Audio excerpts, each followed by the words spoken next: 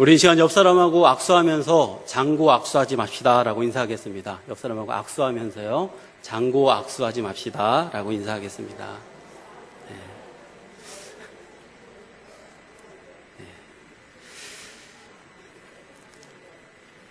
한 번 더 인사하겠습니다. 좀 분위기가 어색해져서 한 번 더 인사하겠는데요. 하나님께 물으면 됩니다 라고 인사하겠습니다. 하나님께 물으면 됩니다. 예. 여러분, 살아가면서 생각은 참으로 중요합니다. 생각 하나만 잘해도 엄청난 다른 인생을 살기 때문에 그렇습니다. 우리가 참 중요하게 생각하는 말 중에 하나가 심사숙고라는 말이 있습니다. 깊이 생각하고 고찰한다라는 뜻입니다. 그러니까 대부분 깊이 생각하지 못했기 때문에 망치는 일들이 많이 있죠. 그런데 깊이 오래 생각한다고 해서 다 좋은 결과만 있는 것은 아닙니다. 방금 우리가 인사했던 것처럼 장고 악수라는 말이 있습니다. 장고 끝에 악수 둔다라는 말입니다. 오랜 시간 고민을 더해 생각했지만 마지막에는 잘못된 최악의 수를 둔다는 것이죠. 오늘 본문에 등장하는 성경 인물이 그 사람입니다. 그 PPT로 보여주시면 그는 요셉의 후예였고요. 에브라임 지파 사람입니다. 그리고 큰 용사였고 그의 특징이 보니까 부지런하고 책임감이 강합니다. 그의 아버지는 느밧입니다. 그리고 그의 이름의 뜻을 보니까 백성을 번성케 한다라는 뜻입니다. 이 사람이 누굴까요? 예, 여로보암 1세입니다. 우리가 계속해서 열왕기서 말씀을 묵상하면서 계속해서 이제 묵상하는데 갑자기 저는 여로보암이 떠올랐습니다. 그리고 여로보암은 계속해서 우리가 열왕기서 말씀을 묵상하는데 심심치 않게 등장합니다. 좀 잊을만 하면 또 나오고 계속 나옵니다. 열왕기하 10장 29절 말씀에 보면 계속해서 왕들이 잘못할 때마다 이렇게 표현을 하고 있습니다. 읽어볼까요? 이스라엘에게 범죄하게 한 느밧의 아들 여로보암의 죄, 곧 베델과 단에 있는 금송아지를 섬기는 죄에서 떠나지 아니하였더라. 여로보암의 죄는 죄와 같다, 여로보암의 길로 같다, 계속해서 성경은 말하면서 왕들이 잘못될 때마다 계속해서 여로보암을 불러내가지고 여로보암 같이 잘못했어, 여로보암처럼 잘못됐어 계속 한다는 겁니다. 그러나 처음부터 여로보암이 뭐 나쁜 사람이었느냐, 악의 대명사였느냐, 그렇지 않습니다. 여로보암은 솔로몬이 매우 신임했던 유능한 장수입니다. 요셉 지파 중에 가장 우두머리로 세울 만큼 그가 아꼈던 사람입니다. 열왕기상 11장 28절에 보면 이 사람 여로보암은 큰 용사라 솔로몬이 이 청년의 부지런함을 보고 세워 요셉 족속의 일을 감독하게 하였다. 솔로몬이 정략적 결혼이었던 무슨 이유든 간에 그러니까 후궁 700명, 300명 이렇게 두면서 결국 하나님께서 진노하시면서 이 나라를 반으로 나눌 거야. 그러면서 아이야를 통해서 여로보암 네가 북왕국의 왕이 될 거야 라면서 처음에 택하셨던 하나님 앞에 택함을 받았던 사람입니다. 하나님께서 그 사람을 택하였다는 말 때문에 솔로몬이 여로보암을 안 되겠다, 죽여야겠다고 했기 때문에 그는 애굽으로 도망하였고요. 거기서 솔로몬이 죽기까지 망명의 삶을 살았던 사람입니다. 솔로몬이 죽고 나서야 다시 이스라엘 고국으로 돌아올 수 있었고요. 다시 돌아왔을 때도 나머지 10개의 지파가 그를 그 10개 지파의 대표, 우두머리가 되게 했다는 거예요. 망명자였던 그가 북이스라엘의 대표가 될 수 있었던 이유를 성경을 보면요, 실제 여로보암이 뛰어난 부분도 있었지만 그러나 다 하나님께서 개입하고 계셨고 하나님께서 택하셨고 그리고 하나님께서 예언하셨던 말씀대로 이끌어 가신다는 것을 보게 됩니다. 열왕기상 12장 15절 말씀에도 계속해서 여호와의 말씀을 이루게 하심이라 말씀하시고요. 열왕기상 11장 31절에서 34절 말씀에도 보면 이렇게 적혀 있습니다. 여로보암에게 이르되 너는 10조각을 가지라. 이스라엘 하나님 여호와의 말씀이 내가 이 나라를 솔로몬의 손에서 찢어 빼앗아 10지파를 내게 주겠다. 결국 이 말을 듣고 나서 여로보암은 도망자가 되었던 것이고 애굽에서의 망명의 삶을, 어떻게 보면 서러운 삶을 살기 시작했다는 겁니다. 다시 돌아왔을 때 르호보암에게 협상하고자 갔을 때 오히려 거절당하고요. 그리고서 드디어 진짜 북이스라엘의 왕이 되었다는 것이죠. 근데 이제 이 왕이 된 다음에 여로보암이 잊지 말아야 될 한 가지를 잊어버리고 말았습니다. 아이야가 여로보암에게 네가 이 북왕국의 왕이 될 거야 하면서 근데 조건이 있었어요. 열왕기상 11장 37절에서 38절입니다. 한번 읽어보겠습니다. 11장 37절에서 38절 시작. 내가 너를 취하리니 너는 내 마음에 원하는 대로 다스려 이스라엘 위에 왕이 되되 내가 만일 내가 명령한 모든 일에 순종하고 내 길로 행하며 합당한 일을 하며 내 종 다윗이 행함같이 내 율례와 명령을 지키면 내가 너와 함께 있어 내가 다윗을 위하여 세운 것 같이 너를 위하여 견고한 집을 세우고 이스라엘을 내게 주리라. 이 중요한 말을 왕이 된 다음에 잊어버렸다는 거예요. 왕이 되었습니다. 정말 꿈만 같죠? 너무 기분이 좋아요. 너무 행복합니다. 근데 여로보암에게는 이 행복이 금방 내 두려움으로 불안으로 밀려옵니다. 아마 우리도 살면서 너무 행복한 경험들을 해보실 거예요. 근데 이 행복이 끝나지 않았으면 좋겠다 하면서 불안과 두려움으로 또한 동시에 오는 것을 경험해 보셨을 겁니다. 그러면서 그가 열왕기상 오늘 본문의 26절, 27절에 보면 그가 마음에 스스로 이르기를 나라가 이제 다윗의 집으로 돌아갈 것이다 라면서 괜한 이상한 생각을 하기 시작했다는 겁니다. 분명 하나님께서 내가 너와 함께 할 것이야. 그러나 네가 나의 말을 잘 듣고 나에게 합당한 일을 하면 할 거야 라는 말은 온데간데 다 잊어버리고요. 계속해서 불안한 마음이 드는 거예요. 그는 오랜 시간 심사숙고합니다. 어떻게 하면 이 행복을 오래오래 유지할 수 있을까? 어떻게 하면 이 백성들이 내 곁을 떠나게 하지 않을 수 있을까? 여로보암 눈에 가장 문제가 되는 것은 이 백성들이 예배를 드리러 예루살렘 성으로 자꾸 가야 된다는 것이 마음에 걸리기 시작했습니다. 자꾸 올라가다 보면 결국 르호보암에게로 돌아가지 않을까. 오랜 시간 계속 생각했던 것을 오늘 본문에 보니까 28절에 보면 이렇게 적혀 있습니다. 그가 이에 계획하고, 여기가 와하치인데요. 야하치의 수동태로서 누구와 의논한다라는 뜻입니다. 르호보암이 잠깐 3일 있다가 다시 와. 내가 한번 생각해 볼게 한 다음에 그 젊은 모사와 늙은 모사들 모아놓고 의논하지 않습니까? 그때 그 말하고 동일한 말이에요. 근데 오늘 본문 말씀에서 여로보암은 그 누구와도 의논한 흔적이 없습니다. 그렇다면 이것은 무엇을 말하냐면 자기 자신 혼자서 끊임없이 계속 생각하고 의논했다는 거예요. 다시 말해서 혼자 고심 끝에 치밀한 계획을 세웠다는 겁니다. 오래 혼자 생각하다 보니까 갑자기 좋은 묘수가 생각이 났습니다. 여러분, 생각의 힘이 놀랍습니다. 생각하다 보면 가끔 정말 무릎을 탁 치면서 와, 내가 이런 것도 생각하다니, 그리고 마치 실타래가 엉킨 실타래가 막 풀리는 것 같은 그런 막 쾌감도 느끼지 않습니까? 기가 막혔던 거, 막 기가 막히죠. 막 절로 웃음도 나오고요. 막 가슴이 뛰기도 시작했을 것입니다. 근데 분명 여로보암이 자기 생각에는 이것이 매우 굿 아이디어였는데 하나님 보시기에는 이게 배드 아이디어였습니다. 장고 끝에 악수 둔다 말한 말이 바로 이 상황입니다. 여로보암이 생각해서 내놓은 계략 총 3가지입니다. 첫 번째가 바로 대체신전입니다. 대체신전. 예루살렘이 아닌 베델 그리고 단으로 대체하면 되겠다라는 것이 떠오른 거예요. 여러분 한번 지도를 보여주시겠습니까? 지도를 보면 이스라엘과 유다가 나눠지는데요. 바로 예루살렘 바로 들어가기 직전에 베델이라는 곳이 있습니다. 여러분, 베델이라고 하면 딱 떠오르는 인물이 있을 거예요. 누구죠? 야곱이 떠오르실 겁니다. 야곱이 형을 피해서 도망가다가 돌베개를 베고서 거기서 하나님을 경험하지 않습니까? 하나님을 만난 다음에 뭐라고 합니까? 그 지역을 베델이라고 이름을 바꿉니다. 그리고 20년 후에 다시 돌아올 때 자기의 식솔들을 이끌고 오면서 뭐라고 말하냐면 여기서 우리가 예배를 드릴 것이다. 정결하게 하라. 그러면서 다시 예배 제사를 지냅니다. 그러니까 베델을 지도를 잘 보니까요. 미스바 근처예요. 그리고 솔로몬이 1,000번제를 드렸던 바로 기브온 산당의 주변입니다. 단도 어떤 곳이냐면 이미 큰 신상이 있었던 곳입니다. 즉 베델과 단은 명분과 진리를 모두 살릴 수 있는 지역이고 이미 오래전부터 예배가 행해졌던 곳입니다. 조금만 종교적으로 생각을 바꿔보면 사실 그렇게 크게 문제가 되지 않을, 솔로몬 때 돼서 솔로몬 성전이 세워진 것이지 오래전부터 우리의 조상들은 계속해서 그곳에서 예배를 드려왔다는 겁니다. 오히려 그럴싸하게 포장할 수 있는, 그럴싸한 명분을 세울 수 있는 지역. 그러고서 백성들에게 뭐라고 말합니까? 28절에 보니까 이에 계획하고 그 두 금송아지를 만든 다음에 무리에게 말하기를 너희가 다시는 예루살렘에 올라갈 것이 없도다. 30절에 보니까 이 일이 죄가 되었으니 이는 백성들이 단까지 가서 하나님에게 경배하였다라는 겁니다. 베델과 단은 이스라엘 영토의 맨 아래쪽과 맨 꼭대기.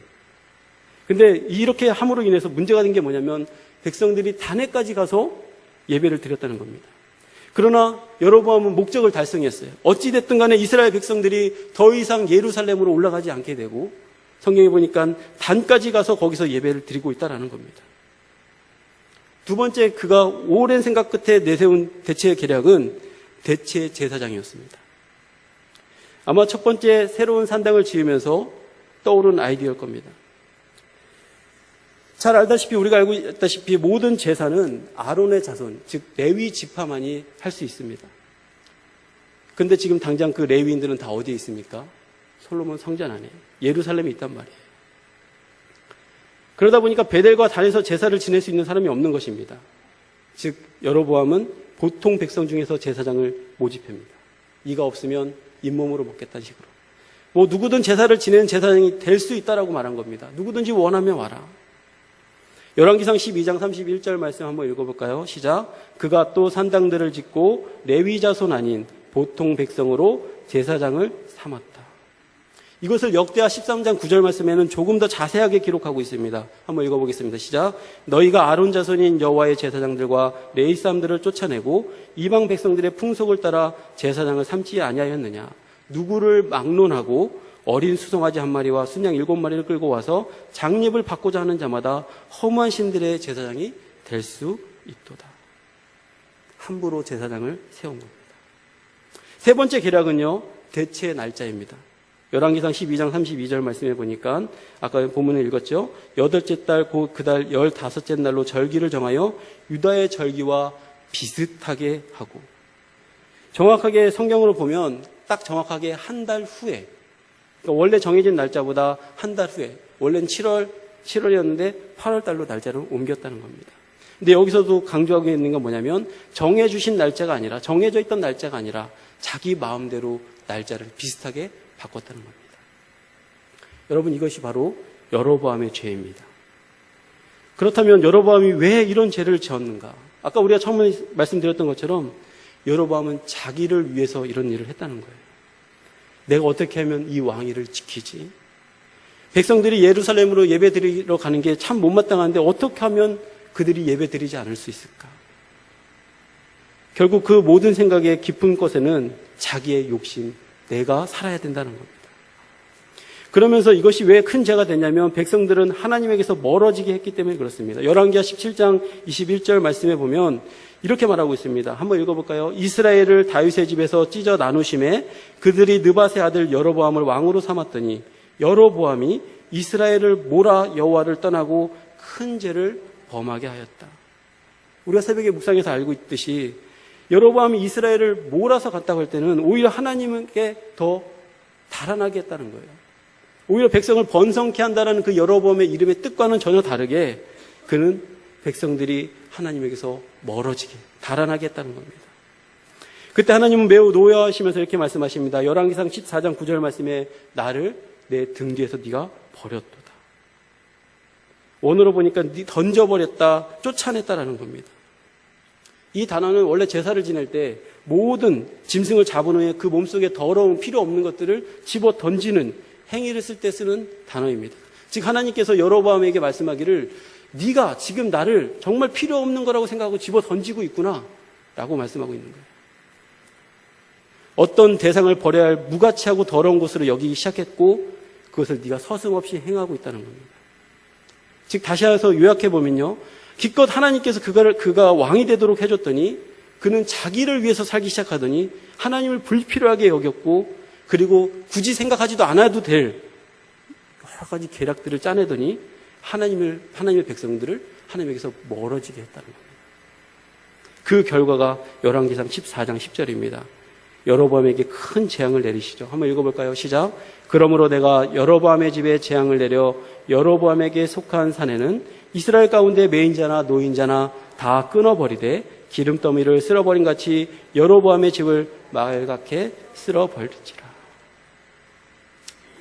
사랑하는 성도 여러분, 여기까지 있는데 저는 이 말씀을 여기까지 딱 있는데 이것이 왜 여로보암 혼자만의 문제일까? 누구나 내버려두면 다 이 길로 갈 수밖에 없는 이유가 뭘까? 다시 한번 곰곰하게 생각하게 됐어요. 성경을 보면서 왜 수많은 왕들을 계속 잘못된 북이스라엘의 왕들을 이야기하면서 왜 여로보암의 길로 갔다고 할까? 왜 그 길을 벗어나지 못했지? 생각해 보니까 우리는 저절로 있으면 그렇게 갈 수밖에 없는 사람들이란 거예요. 여로보암의 왕들의 이름을 쭉 제가 한번 적어봤습니다. 총 북이스라엘의 왕이 19명인데요.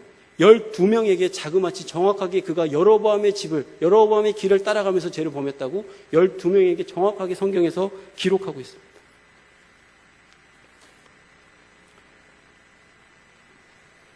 왜 여로보암의 길을 따라갔을까? 수많은 사람들이 왜 벗어나지 못했을까? 그것은 바로 아까 여로보암이 자기 일을 생각했던 것처럼 자기 우상화, 자기 교만에 빠져 있기 때문에 그렇고 자기에 빠져 있고요. 오늘 새벽에 말씀만 들었던 것처럼 자기 영달을 향하기 때문에 그런 겁니다. 여러분, 세상에서 제일 나쁜 사람이 누군지 아세요? 세상에서 제일 나쁜 사람은 나뿐인 사람이랍니다. 자신을 보기 시작할 때 그 누구에게도 선을 행할 수 없는 것입니다. 자기 자신을 보기 시작하면 우리는 하나님을 볼 수 없습니다. 빛 대신 하나님을 보지 못하면, 즉 빛 대신 하나님을 보지 못하고 우리가 하나님을 보지 않고 뒤를 돌아서는 순간 우리에게는 그림자가 보이는 거예요.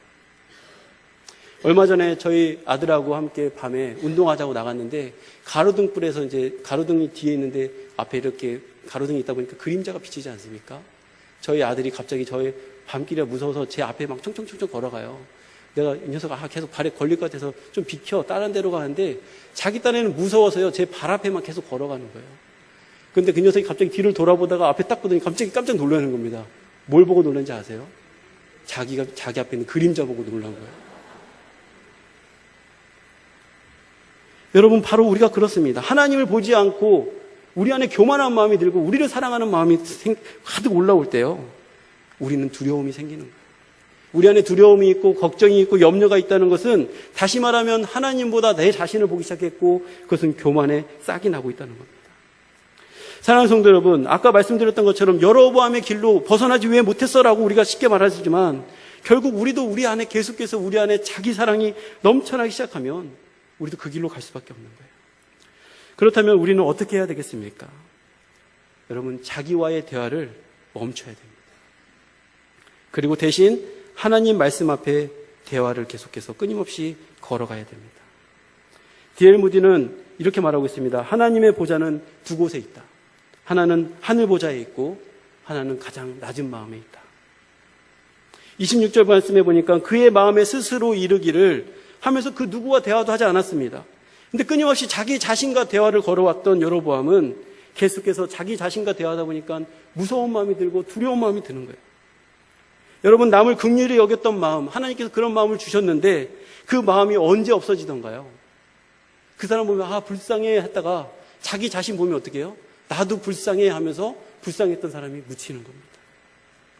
어제 그저께 말씀을 준비하다가 한 아는 목사님한테 사진 한 장을 받았습니다. 이 목사님의 사진을 보고 참 가슴이 아팠어요. 이 목사님은 바로 뇌출혈이 일어나가지고 이제 저하고 동갑이더라고요. 그리고 배감교회 부목사님이래요. 제가 아는 목사님이 잘 아는 후배랍니다. 이 목사님의 딱 이야기를 보면서 제가 이제 그 아는 목사님들한테 이 목사님의 기사를 다시 보내주면서 우리 함께 기도합시다. 그랬더니 어떤 목사님이 너무 안타깝네요. 그러면서 자기의 마음을 좀 전달해 달라고. 그래서 전달해 줬으면 좋겠다 하면서 이제 그런 얘기가 되는 거예요.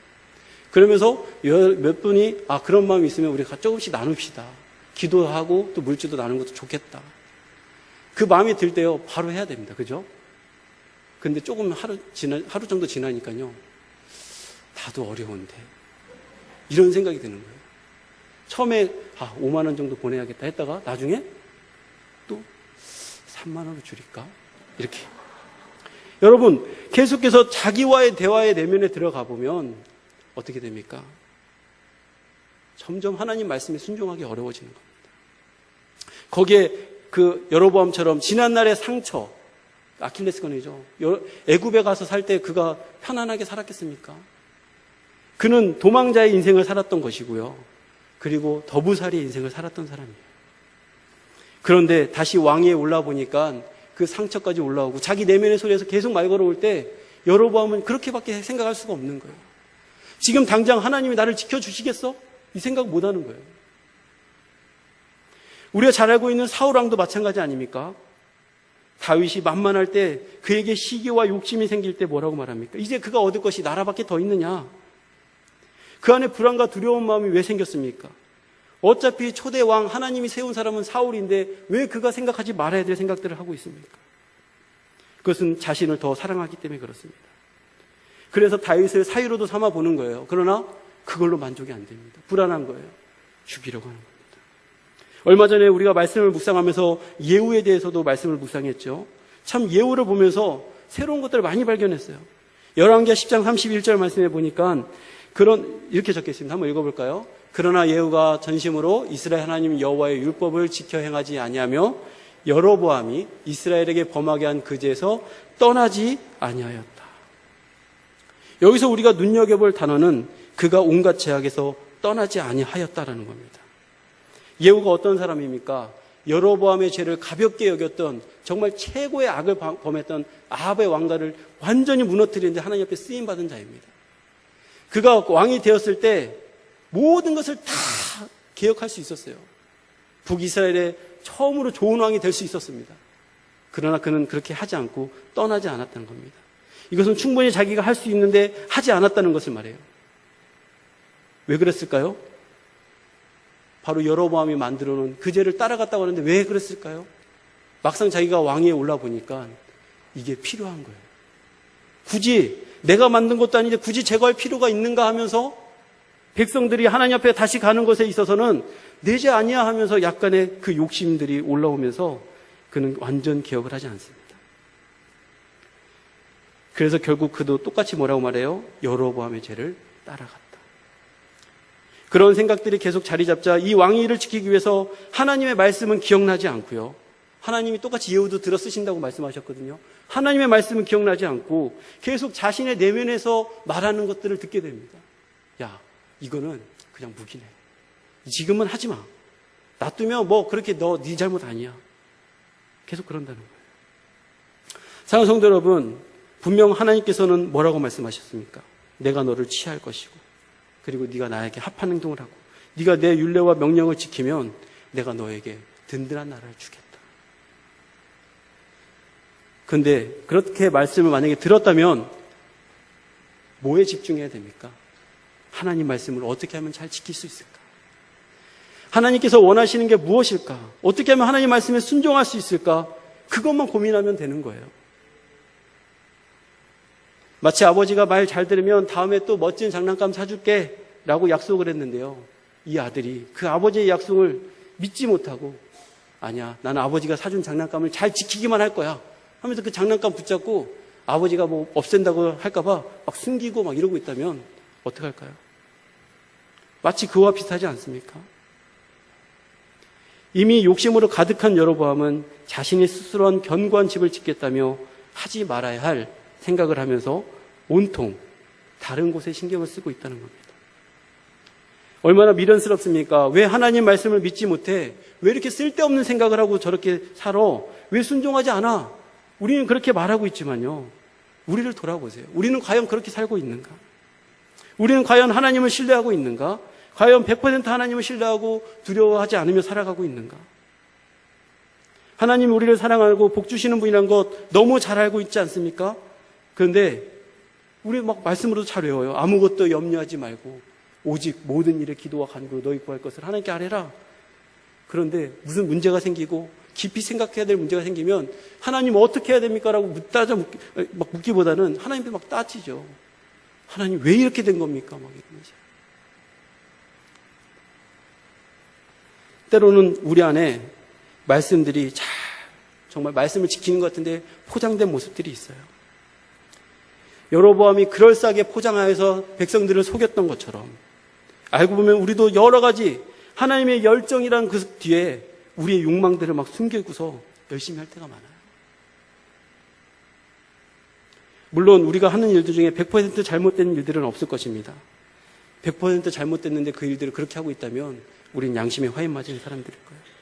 그러나 대부분 우리가 하나님 말씀대로 순종하지 못하고 나서 늘 하는 얘기가 있어요. 자기 합리화하지 않습니까? 자기 변명하지 않습니까? 사랑하는 성도 여러분, 말씀을 마치겠습니다. 우리 모두 다 인생의 끝자락에 서는 날이 올 것입니다. 그리고 모든 사람들이 다 그렇게 죽고 하나님 앞에 갔어요.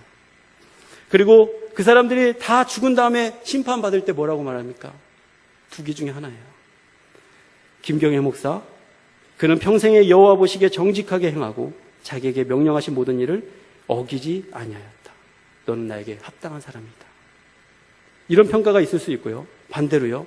하나님의 은혜를 잊고 자아 욕망의 교만에 빠져서 결국 하나님이 하지 말아야 될 생각을 하지 말아야 될 생각들을 계속하면서 거기에 온통 생각을 쏟은 다음에 결국엔 자기 이기적인 사람이 되고 계속 뭐예요? 공동체를 어지럽히고 이런 사람은 뭐라고 평가할까요? 김경애 목사, 그는 여로보암의 길로 행하며 성도들을 범죄케 하고 하나님을 노하게 하였더라.